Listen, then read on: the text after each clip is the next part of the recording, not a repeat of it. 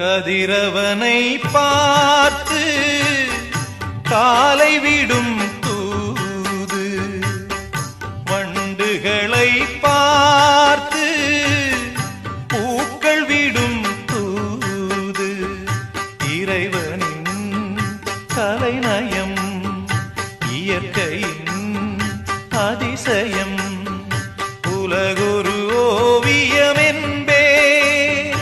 அதிலொரு அபிநயம் கண்டு